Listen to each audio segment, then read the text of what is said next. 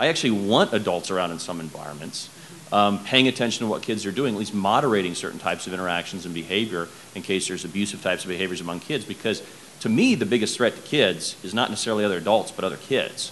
And increasingly what we found in the Harvard Berkman Center report and other things is that, kids can be really brutal to each other sometimes, the bullying behavior, the harassing behavior. And so I like those sites. Some of them are really exciting. I don't know if it'll always work, but I think adult interaction is a good thing. Let me add 2 points to that. One is, I'm 45.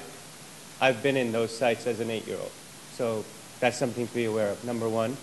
And number two, think of it from the physical world. Do we have playgrounds where we say, it's for kids only, parents go away, drop your kids off? I know they're 8 years old, but it's for kids only, they'll be okay. Doesn't happen. So the point here is, though, you got to focus on the physical world and see where the connections happen in the online, where's the similarities, and use those similarities and use those learnings to then re-look at it and say, okay, now I get it. It's really the same. Tie it back to something physical. If that makes it easier for you, you'll always come to the right answer. You were going to say something? Or Stephen, you were, I think. No, I agree completely. Yeah. Any other questions? Do we have time? We have time. There you go. We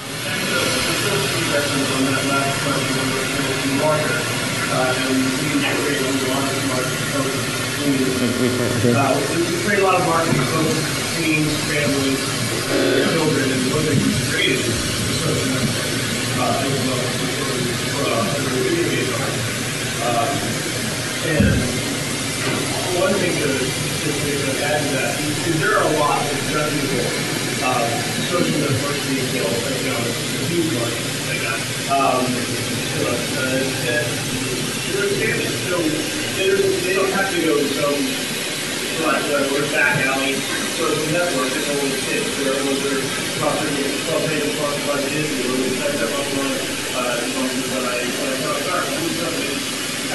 Good resources. Yeah, you know what, and you make a great point, and that is this. A lot of times,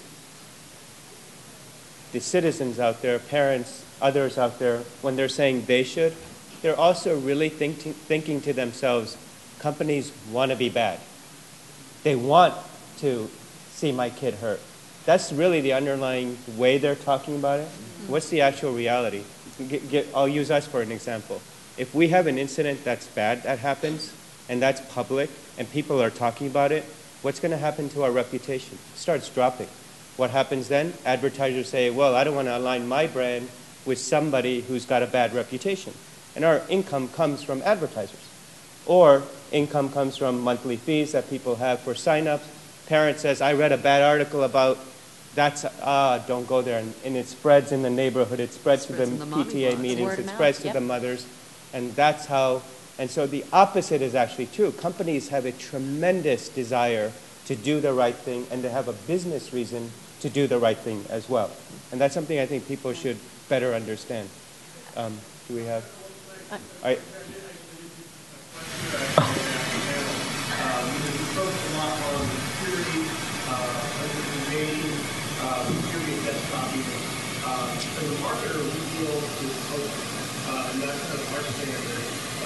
That's the Child Online Privacy Protection Act, in case you don't know.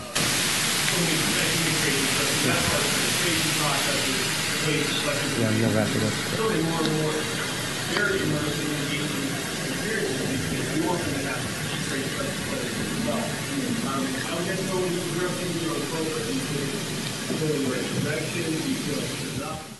That's an Adam question for sure. You're talking about COPPA instead of COPA. There's COPA, COPPA, CDA. There's a lot of different laws with C's in them at the federal level. COPPA hasn't come out yet. That's an issue. We wouldn't have time to go through it all today, but COPPA is a law that basically requires verifiable parental consent before children under the age of 13 are allowed to go on certain types of sites online. It is currently under review, by the way, by the Federal Trade Commission. I have a dreadfully boring 40-page paper law review article that I'd be happy to share with you that you'll never want to read. But anyway, it basically concludes that COPPA has worked in the past in the Web 1.0 world because the COPPA-based sites, the 13 and under sites, for the reason I mentioned a moment ago, have very limited sorts of interactive functions. 15 seconds, then we go to commercial. Yes, and basically in our new world of interactive social networking, user-generated content, The COPPA regime is going to be severely tested, and I really do wonder how it's going to survive.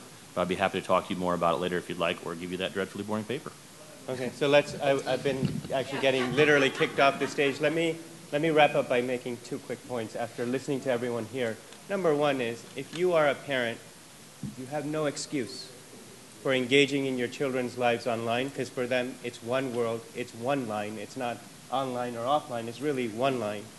And there's tons of tools out there available to you to use. There's companies working together. That second point is, there's also robust dialogue going on with companies, with NGOs, many are here, with government agencies and policymakers who are looking at it and saying, let's do this as a community. Let's find that holistic approach, and let's find a way to really look at it the way we've always looked at society for 200-300 years in America, where you work together.